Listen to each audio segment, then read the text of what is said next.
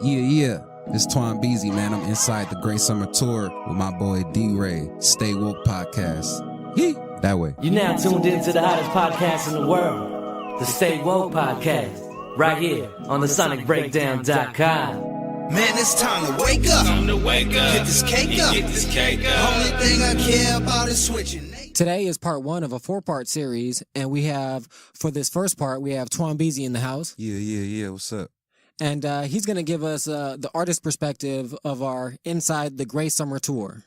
Is this your first tour that you've been on? Hey, it actually is, though. Okay, my first tour. That's crazy. Yeah, that's crazy. My first tour, yeah. And that's a crazy experience. So what was it like for you for the first concert before the tour? The kickoff concert for the tour. Yeah. What was that feeling like as being your first tour? As far as like my feelings, like how I was feeling, man, I was feeling good. I just felt like it was a great opportunity for me to showcase my talents, you know, and it was a blessing to be on the tour with Josh Gray, you know.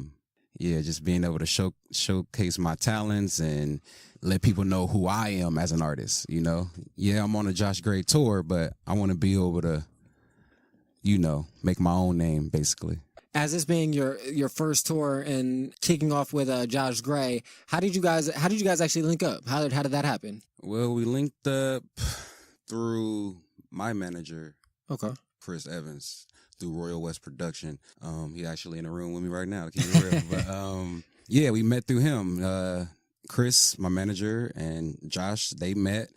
And Josh is making beats. You know, he's a producer first, even though he raps. Yeah. But he was a producer first, and I think Chris was editing one of my videos, World's Greatest Mayweather, and ended up linking up with Josh, and Josh wanted him to manage him, and he knew that I needed beats, so it was perfect. Like, I needed in-house beats. Like, it was hard to get beats from other producers, you know, all the track house and all that type of stuff, and Josh was just ready. So I met him through Chris, and shit, my life changed ever since. Oh, that's great, man. Yeah. Did you learn anything from, like, to add to the viewer's experience from this tour? From the tour? Yeah, man, learned a lot. I learned that, you know, it's a team. It's a team effort when you're doing this type of showcase as far as a tour. I feel the fans should come see us perform because we're all different. You know, we have our own style. We're all lyricists.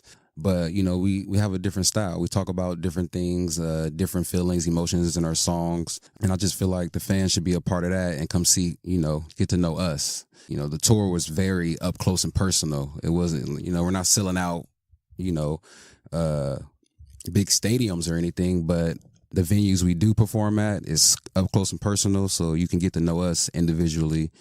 Me, Twan Beasy, get to know me for who I am through my music. I definitely agree that it was a very intimate experience, but it's still, I wouldn't say the small venues. There were nice-sized venues, and the crowd was nice. It was nice. And participated. It was a nice turnout. Into the feel of the concert. Yeah, that way. Is there anything surprising that happened to you from, like, a fan or just the support that you guys received on the tour?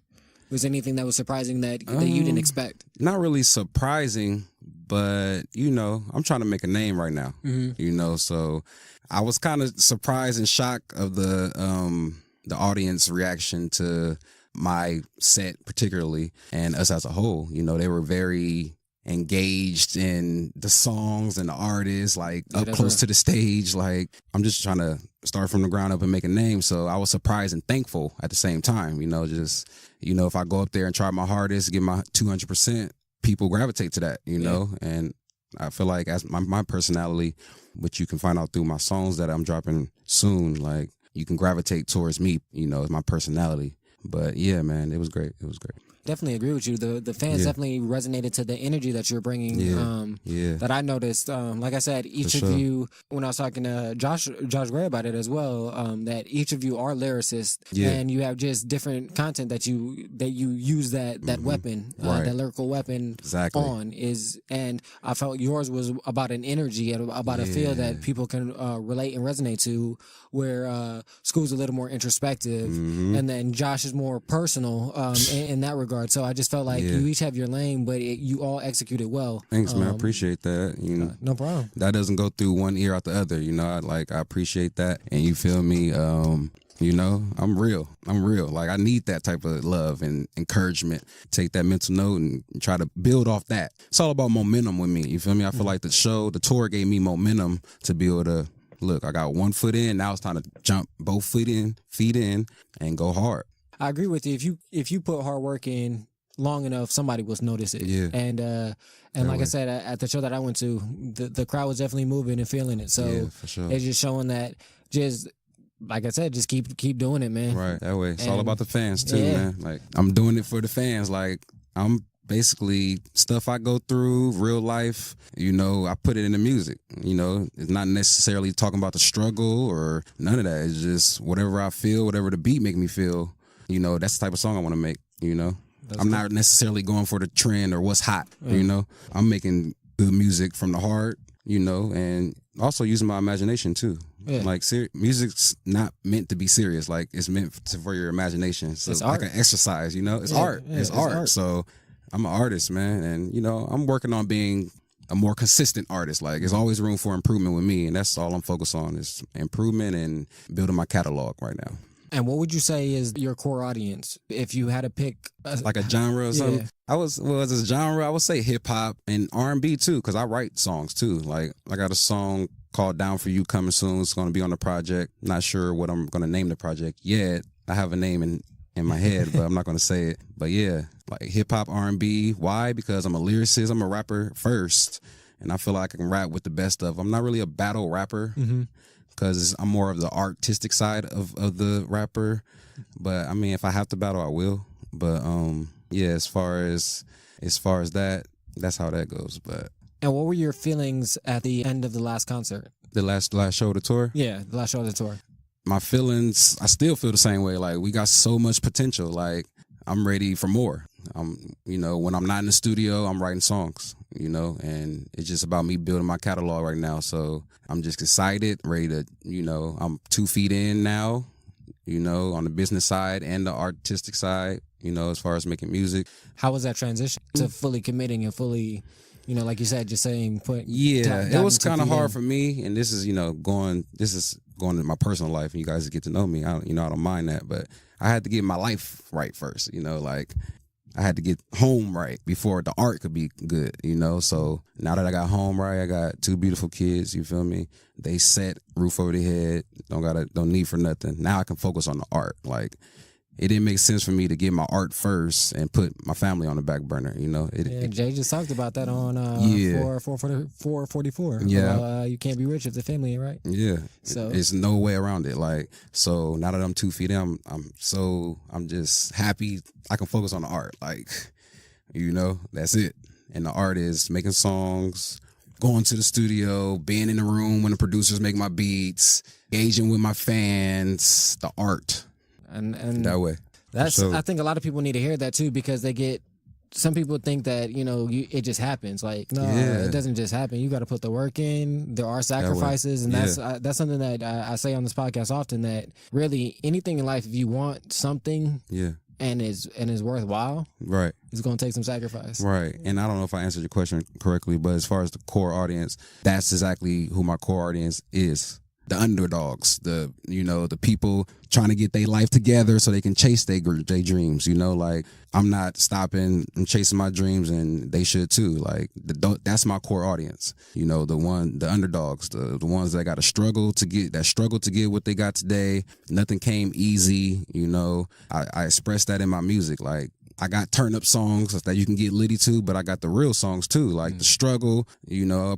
I have a concept to every song, so kind of my music puts everything in perspective. But that's who my core audience is, and who I want my fans to be, and who they are. Actually, we all building from the ground up, you know. So when it's over for me, I just want to help people at the end of the day, you know. So this music makes me feel good, and like when I'm on stage, you know, it makes other people feel good. You know, when you're doing this music, it like you just black out. You don't have to worry about your life problems, or, you know, you got fired from your job. Like, it's an escape from all that, and that's where my music takes me.